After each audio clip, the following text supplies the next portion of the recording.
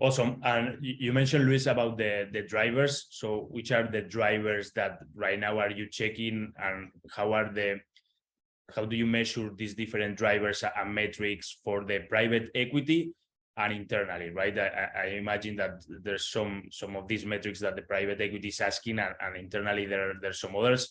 Are they the same? Are they any different between each other? I think so. That depends on the PE firm, right? Like, I don't necessarily think I want to generalize, but for example, in our case, we currently internally have more operating metrics that we review, and then when we are presenting to the PE sponsor, they are consolidated into the more important metrics. And from the PE side, I would say that, yeah, every PE firm has their benchmarks, their metrics that are benchmarks against,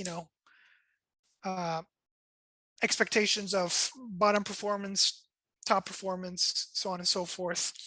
In the SaaS business, I would say a really big metric and sub-metrics that drive a lot of performance focuses around retention.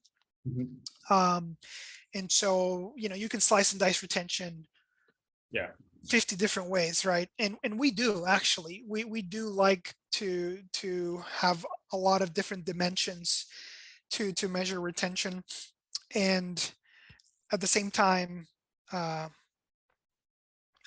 net retention, right? Not just gross retention, but how are we able to grow our business as well, right? Because it's always cheaper to get new bookings from a current customer than a new customer.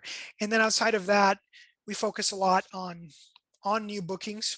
So our pipeline metrics, our acquisition costs, our CAC ratios, LTV. I would say how we're trending on our annual contract values, obviously growth period over period.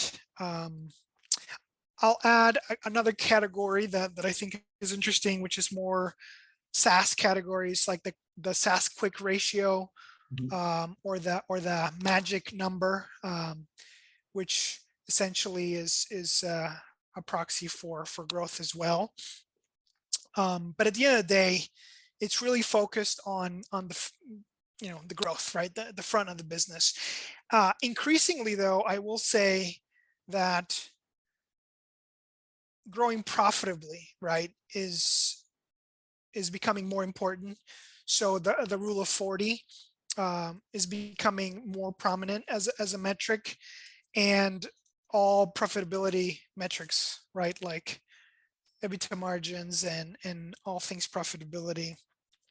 Add backs becoming more important as well, because adjusted EBITDA also becoming more of a focus, especially if you're doing M&A, because there's a lot of one-time costs and costs that you're winding out or you're eliminating. So yeah.